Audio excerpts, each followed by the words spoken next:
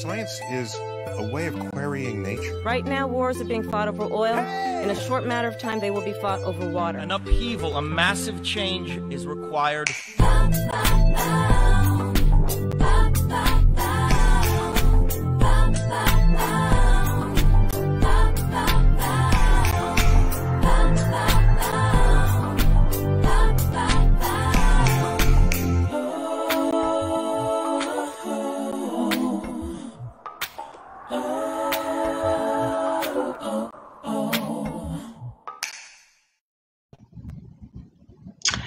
Good evening, everyone, and welcome to episode 3 of the Georgia Enviro Show. My name is Karen Rainey, co-director of the Center for a Sustainable Coast, and today's Enviro host. The Center for a Sustainable Coast advocates responsible decisions to sustain coastal Georgia's environment and quality of life.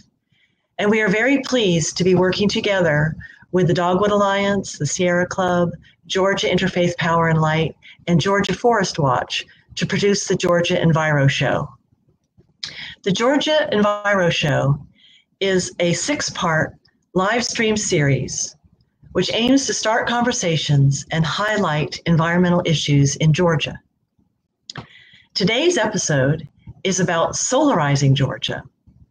I will be speaking with Don Moreland, the founder of Crowdsource, a company which helps people install solar panels on their homes and businesses through the power of community bulk purchasing. I met Don shortly after the city of Savannah passed a resolution to transition to 100% clean energy by 2035. The center is part of the 100% Savannah Coalition that encouraged the city to adopt this goal, and that is why we are on the steering committee for the Solarize Savannah campaign, scheduled to launch later this summer. We hope that Solarize will unleash the enormous solar potential in Savannah and boost the transition to clean energy. Don has been working in the solar industry since 2011, developing distributed generation and utility scale solar projects. From 2016 to 2018, he served as chair of the Georgia Solar Energy Association, and he is the founder of Crowdsource. It came as a surprise to me to learn from looking at his website that he is also a member of the State Bar of Georgia. So let's bring Don up on the screen, please. Hi, Karen. Welcome to the show, Don. Thank you. Okay. It's great to have you here. Let's start off with a 2-part question. First of all, just tell us what motivated you to found Crowdsource. Where the idea come from, and how does the Solarize program work? Okay. You're starting me off with a 2-part question, so you're not going easy on me today. Well, thanks for having me on the show. It's a real pleasure to have the opportunity to speak with you and anybody in the audience out there that might be interested in solarizing Georgia. So Solar Crowdsource originally was a company on one of those 3-stooled kind of companies. Its foundation was solarize programs, which I'll talk about in just a second, community solar programs, and crowdfunding solar projects for nonprofits. And right now we don't have a lot of community solar in Georgia. We're going to talk a little bit about community solar later on in the program. And we are in the process of beginning to crowdfund some nonprofit projects for nonprofit organizations around the state of Georgia, and we're expanding outside of Georgia as well. But really, the Solarize leg in the stool had taken off, and that's where most of our focus is now, is on Solarize programs, which are really just group purchasing programs. I like to think of it as kind of a combination between Home Advisor and Groupon. So stick with me on this, if you will. Home Advisor, they vet the contractors and they check references and make sure you're dealing with a credible contractor. Groupon, they get a bunch of people together to get discounts on certain goods and services. So if you we do is combine those by working with a community such as Savannah to put together a coalition, issue a request for proposal. We get bids in from solar contractors around the state and now around the Southeast, and we vet those. The selection committee will interview those folks and choose the one that fits the requirements for the program the most. So with the solarize program, we have already vetted the contractors, we vetted the materials, the pricing. We have checked all those references. We've done all that background work, so people don't have to. Solar can be really intimidating at first if you're just getting into it, to think, well, you know, how much does the average person know what a good contractor is, or what are good warranties, what are good products, what's a good price. It's nice to have some other folks helping you out, and community members that are working to figure out that for you. And then through the power of group purchasing, we can get the price down anywhere between 20 and 30% from a comparable project outside the solar program. So we like to think of it as plug and play. If you've ever been interested in solar, you can sign up for one of our programs if you're in the area that the program is situated in, and you can get a free evaluation, and you can qualify for that discount pricing. Okay, and so there's a tiered way that it works. Explain how the tier system works. Yeah, so when we first do these programs, we don't know how many people are going to sign up or how many people are going to actually go solar. So when we do our group purchasing, we don't do it in advance because we don't exactly know what those numbers are going to be. So we tier that pricing. So for example, the first, say, 10 people that sign a contract, they will pay a certain price. And then the people who sign up 11 through 20, they will pay a little bit lower of a price because we've been able to aggregate enough of those materials and installations to get the price lower. So they'll pay a little bit lower of a price, and so forth and so on.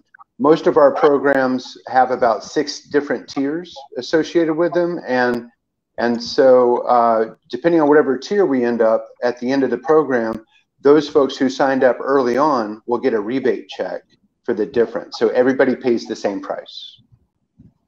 Okay. So if I signed up, if I'm one of the first people to sign up, then I don't have, and a whole bunch of other people sign up after me, I'll get the lower price in the end. You'll get the lower price in the end too. Yeah. And you'll actually get a higher tax credit, which we'll talk a little bit about too, that anybody who goes solar right now gets a 20% federal tax credit, and the higher cost of the system, the higher that tax credit is going to be, because it's based on a percentage of the overall price of the contract.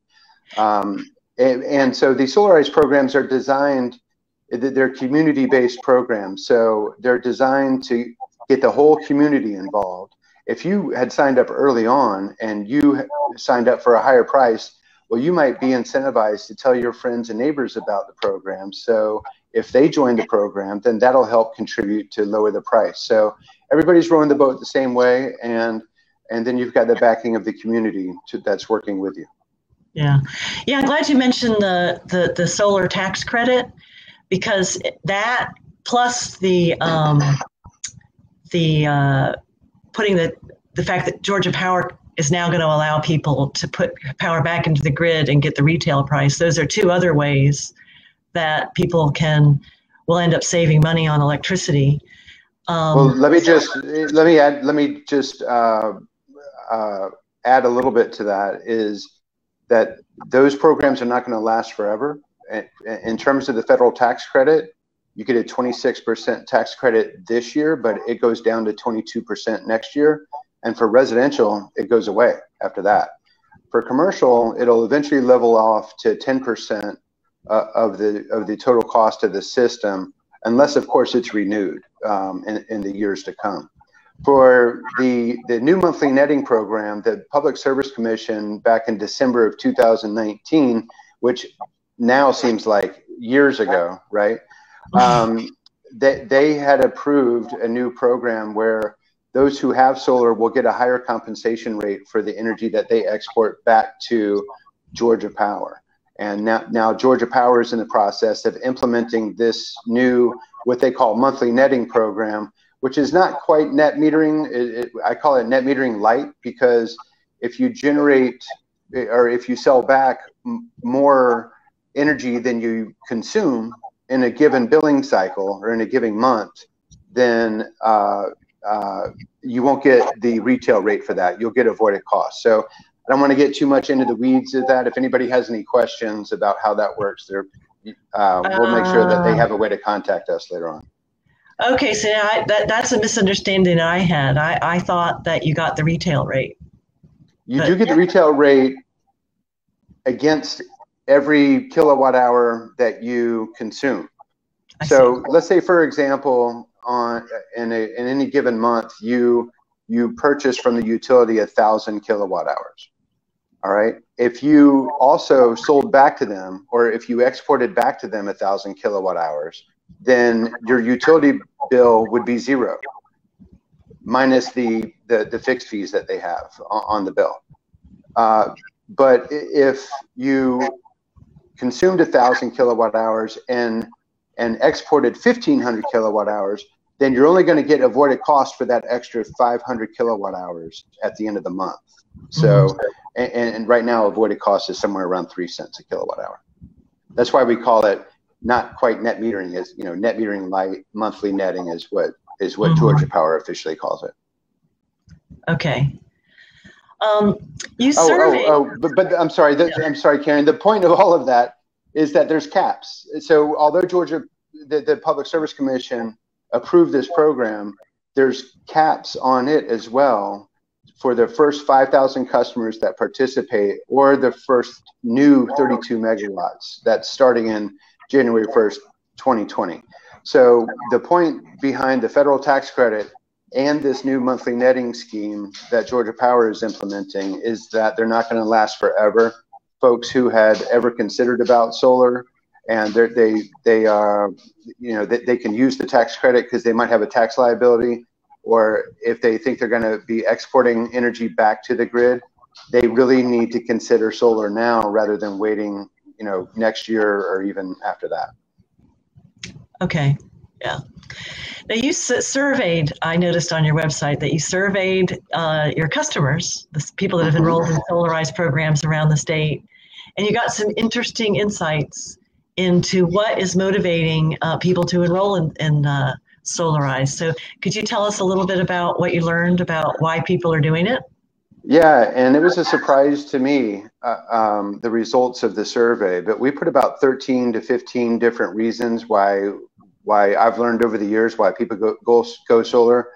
So that can be anything from the environmental aspect of it to the resiliency or energy independence, or the savings that they'll have on their electricity bill. Or some people are just, that they love the latest technology that's out there.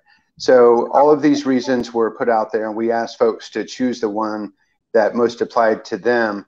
And there's a little bit of a skew in the data. So the three things the three top reasons why people decided to go solar were: number one, climate change; number two, global warming. So some in the audience might be thinking, well, that's the same thing, right? So you're cheating.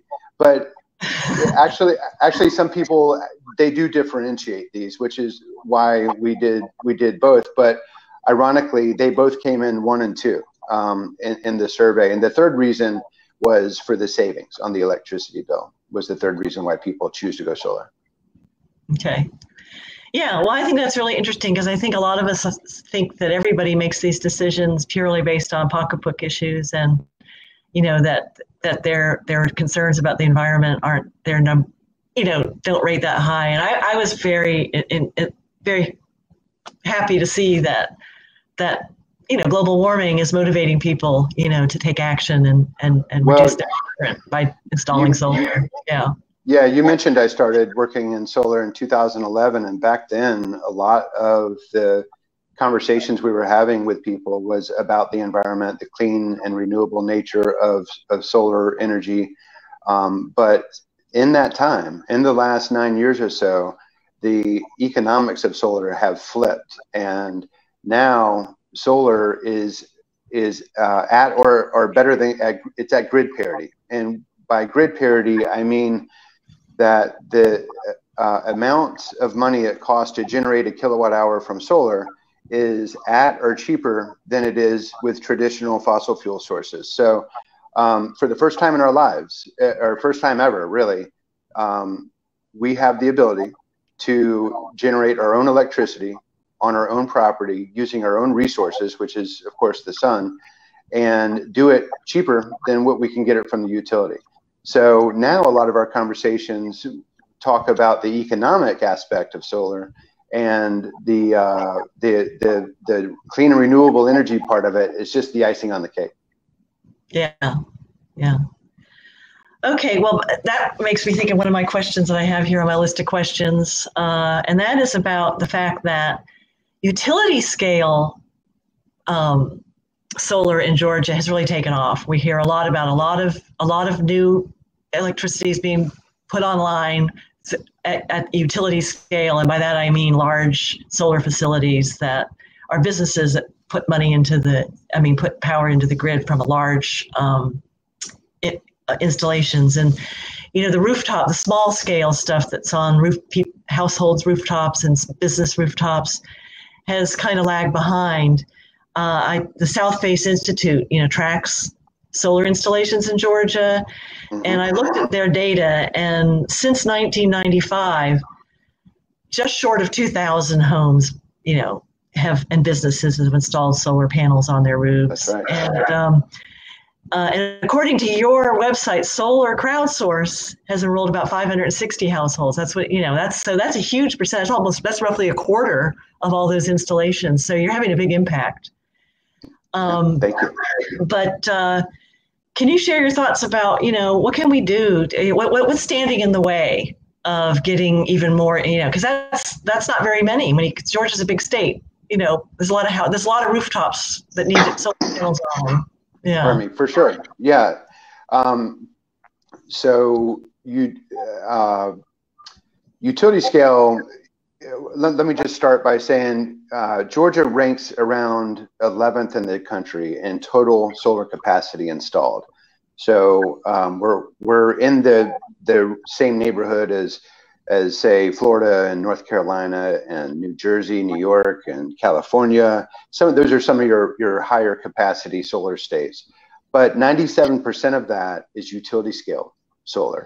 And the reason for that is that the Public Service Commission has been really good to promote utility scale solar, but not so much rooftop solar. Rooftop solar, we just mean that's the energy that's being generated is being used at the site. It's being used to offset the energy that you would otherwise get from the utility. Utility scale solar, those are those large solar fields that you see all over rural Georgia, mostly in South Georgia and Southwest Georgia, where 100% of the energy that's being generated is being sent directly to the utility at about 3 or 4 cents, depending on how long ago those farms were built. And then Georgia Power turns around and sells that electricity to the consumer at 9 to 11 cents a kilowatt hour. So that's the difference between utility scale and rooftop solar. But the reason for that disparity is because we just haven't had that really great of solar friendly policies in Georgia for rooftop solar. And so I got together with Jeanette Gare with Environment Georgia and Kate Mosley with GIPL, Georgia Interfaith Power and Light. And there's something we got to do about it. So Solar Crowdsource kind of came out of a vacuum of a dearth of good rooftop solar policies. And so we built a market-based solution on how can we make it easier and more affordable for folks to go solar. And so far, you're right, we've had a lot of success since 2016. We've run about 12 programs so far. We just crossed our 4 megawatt threshold not too long ago, maybe a couple of months ago, and we're approaching megawatt hours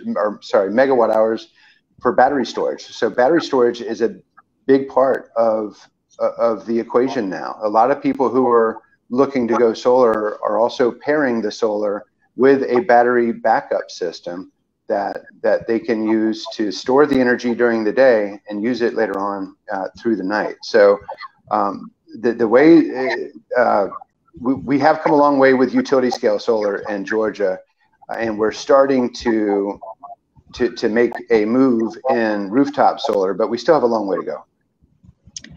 Yeah. Okay. So what do you think, are the biggest barriers to rooftop solar, and what kind of policy changes need to happen? Because, we've got a viewer audience here, and, I want them to understand, what we want the Georgia legislature and what we want the Public Service Commissioner to do to make Georgia more solar friendly for rooftop solar. Well, one thing people should understand is that we don't have a lot of renewable energy resources in Georgia, or we don't have a lot of energy resources in Georgia. We import all of our coal, all of our natural gas, all of our petroleum, and we pay somewhere around $24 billion annually for those energy sources that we burn up and we use. We get a value out of it, but we burn that up and it pollutes our air and our water and our soil. But all this time we have this amazing resource right here in Georgia, the sun, that we can tap into to become more self-reliant and more independent and more resilient as a state.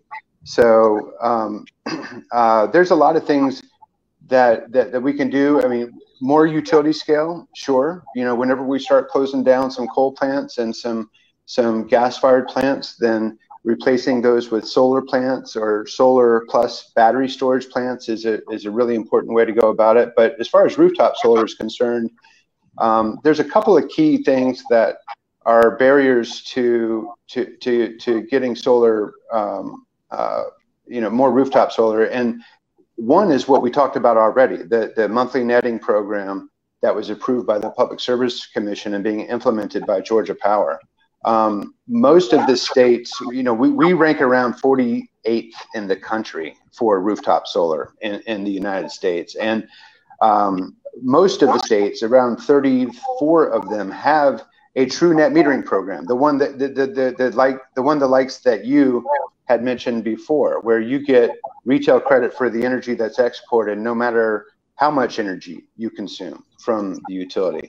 And so net metering has been seen, widely regarded as a way to improve rooftop solar, and that's a key thing that we should do in Georgia if we want to improve rooftop solar. And by the way, when I say rooftop, it could be on the ground, it could be a carport canopy. I'm just referring to the type of solar where you're consuming it instead of selling it directly to the utility company. And if not net metering, then the true value of solar. And this is a more complex quantification, but solar is inherently more valuable than the energy that's generated at a large power plant somewhere in the middle of nowhere and distributed over high voltage transmission and distribution lines and eventually into your home or business. Because when solar is being generated, it's being generated during the day, and usually in the summertime when energy is at its most demand, when everybody's got those air conditioners cranking and energy costs the most to generate.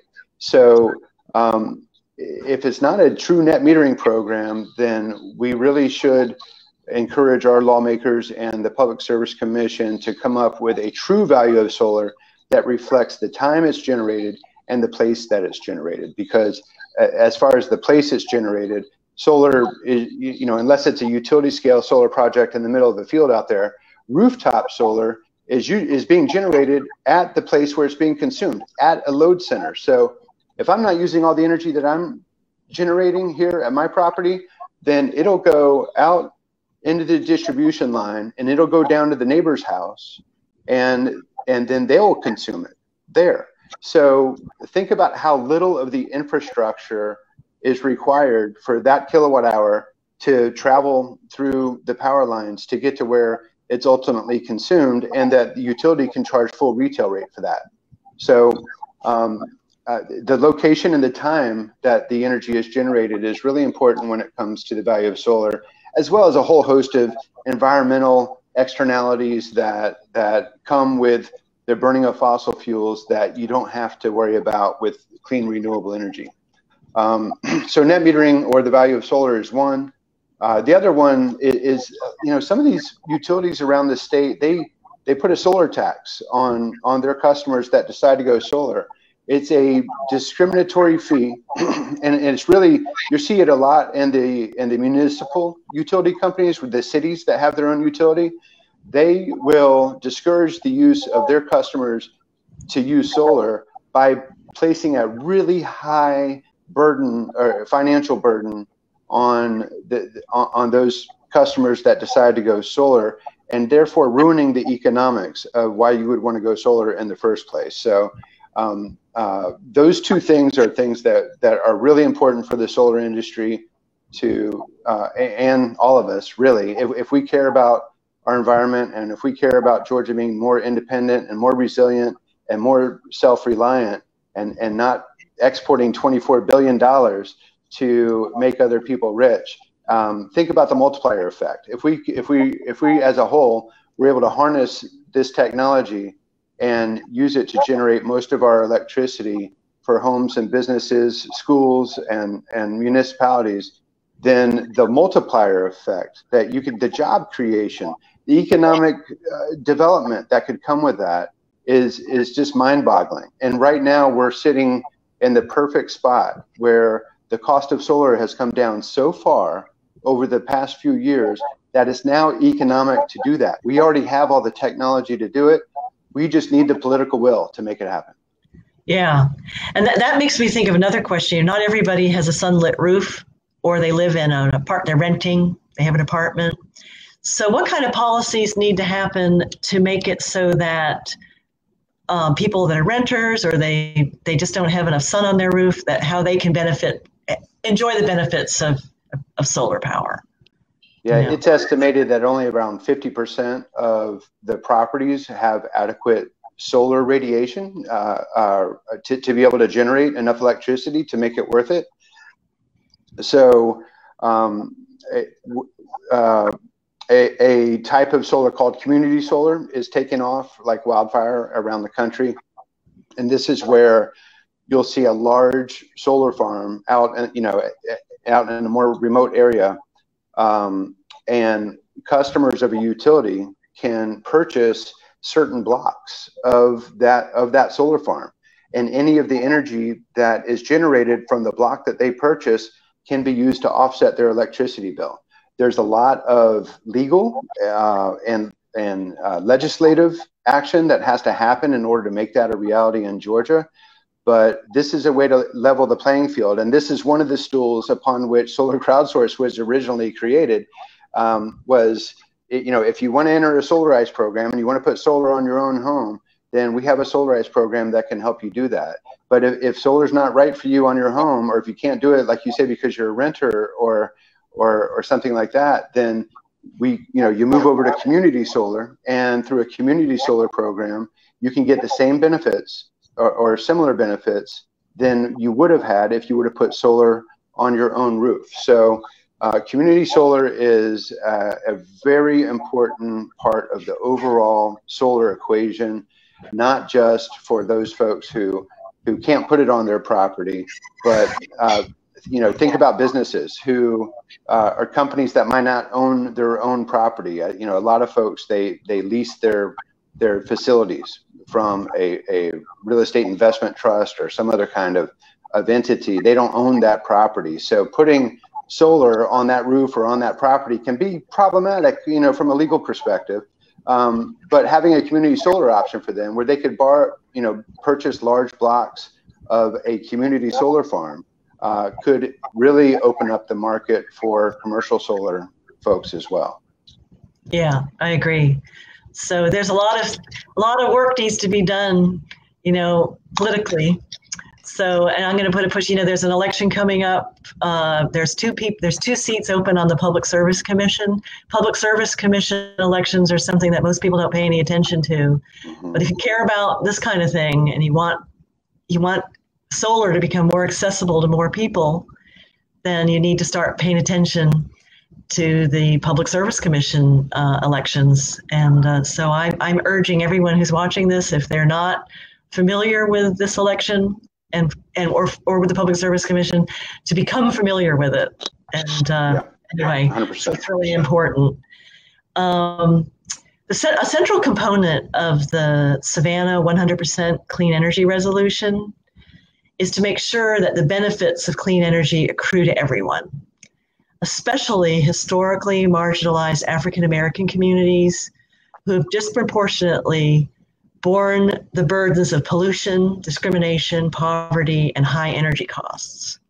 So the cost of solar has dropped. You've talked about that already, but it's still expensive. It costs a lot to do it, even through programs like Solarize. So once again, I guess we're getting into public policy questions. Community solar clearly would be one of the answers to making it more accessible. So what other ideas do you have about, what can be done, so that everybody benefits from clean energy? Well, let's take a step back too, just to kind of realize where we are right now. Solar by its very nature is distributed. It can be a distributed resource. And right now it's just as cost effective, if not more cost effective, than getting your energy from a utility. So the traditional power model has been these large power plants that are, again, are far out away, and that energy is distributed and transmitted over high voltage lines into people's homes and businesses. But with that model, the utilities and the owners of those utilities, they hold like all the cards. They have a tremendous amount of power.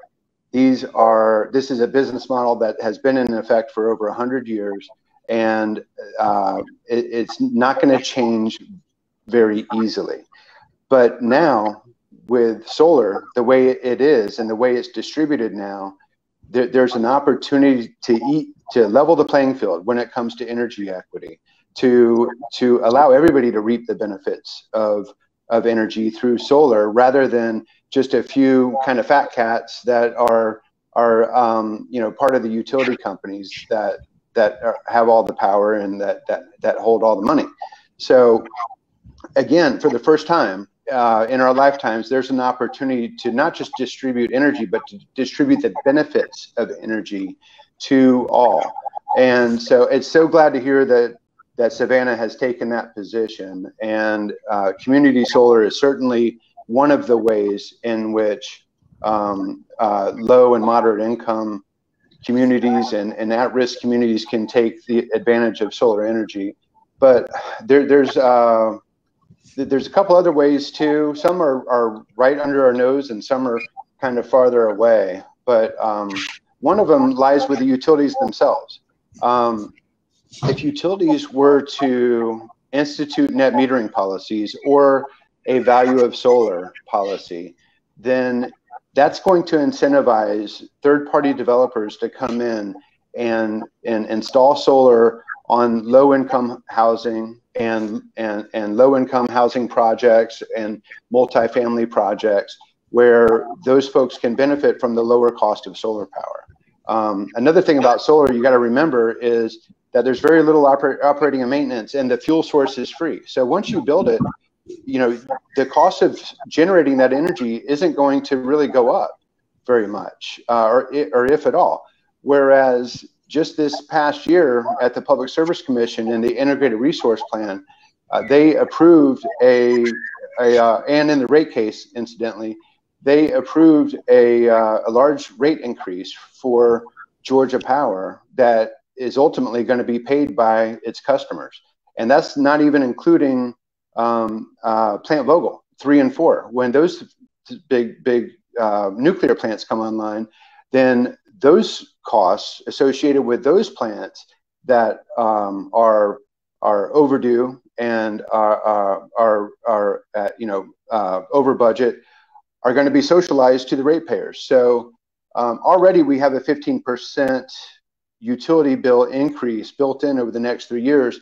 When Plant Vogtle comes on board, then it could be another 10 or 15% after that. So you think the energy burden could be bad right now. It's going to even get worse later on, which is why solar is so important, and it works as a hedge against raising utility rates, which is even more of a benefit for low and moderate income families. So whether it be a MEAG, a municipal, or an EMC, or Georgia Power itself, if they all put in a net metering program, then that's going to incentivize third-party developers through another law called the Solar Power Free Market Financing Act to be able to build facilities on those, build solar on those facilities, so those people can reap the benefits of lower cost solar as well, and remove the additional risk of higher utility costs later on. So we talked about the General Assembly can help by putting in community solar. The utilities can help by instituting net metering policies, but the industry can also help too, because the more funding and financing mechanisms we have for low and moderate income families to be able to finance a solar system, a lot of those programs are hard to come by. We're seeing more financing programs come on board, but as far as being more accessible to low and moderate income families, we need to do more work there. And then farther off on the horizon, there's other technologies that are really exciting that we're just now learning about. And you may have heard of Bitcoin, but Bitcoin is a cryptocurrency that's built on a technology called blockchain. And blockchain technology has lots and lots of different applications, one of which is micro transactions, where you can buy and sell energy from one entity to another. So I kind of see it as a situation where, let's say a foundation or a nonprofit wanted to help some low-income families. Well, they could actually purchase kilowatt hours through a blockchain technology for the benefit of a low-income family, and therefore reduce their electricity burden. So there's things we can do now, and there's things coming in the future that are going to really help with that problem right now. Oh, Karen, you're muted. Sorry, I had to mute myself there. Okay. We've got a chat box question, which we've kind of touched on it on the answer, but we've got someone who's asking, what can Georgia citizens do to encourage the writing of solar-friendly policy? I mean, you've talked a lot about and I mentioned, pay attention to the Public Service Commission elections, but what more can we do besides vote? What other ways can citizens, have an impact on the decisions that the Public Service Commission makes, or what can we at least attempt to do, to try to have an influence? Well, the solar industry is coming up with new initiatives all the time, and sometimes these come faster than others. But at the end of the day, voting counts. People who are interested in seeing more solar energy in the state of Georgia, that's usually part of their political platform, and voting those people into office is going to not only help the environment, but it's going to help Georgia's economy in the long run. So I would say pay attention to organizations like the one I'm a part of, Georgia Solar Energy Association, and there's a couple others that are working very hard right now to put together legislation for the 2021 General Assembly to help make more solar-friendly policies in Georgia. And to the extent you can, solar energy is not a partisan issue, or at least it should not be a partisan issue. The tax credit that we talked about was put in place by George Bush, HW, years and years ago. It was 30%. Some of the largest solar states are, like California, which the governor used to be Arnold Schwarzenegger, and New Jersey, where the governor used to be Chris Christie, are Republican governors. And so, and those are the two of the most, largest solar states in the country. So there's a lot of bipartisan support. We just need to keep our nose to the grindstone and really get those folks in office that are going to make a difference. Okay. Well, I'm looking at the time here, and it's after 6. So, boy, the time has really flown by. And before we go, I would like to put up the Solarize Savannah internet address. So if people want to connect with Solar Crowdsource, and in particular the Solarize Savannah Solarize program, which is going to launch officially pretty soon, but you're actually from this website. If you live in Chatham County, Effingham County, or Bryan County, you can pre-register for that program. And also you can sign up for the Center for Sustainable Coasts e-newsletter. If you want to hear more from us, we might follow up with some more information inspired by some of the stuff that Dawn has shared with us today. And so you can, at that web address, you can sign up for our newsletter. And with that, I would like to thank everybody for tuning in tonight. And I would also like to thank the Dogwood Alliance for coming up with the idea to do this show and for doing all the production work behind the scenes. Be sure to tune in again next week for episode 4. And that will be hosted by the Georgia Beyond Coal campaign. So that should be a good one. Anyway, thank you, and good night. Thank you. Bye, everybody. Bye.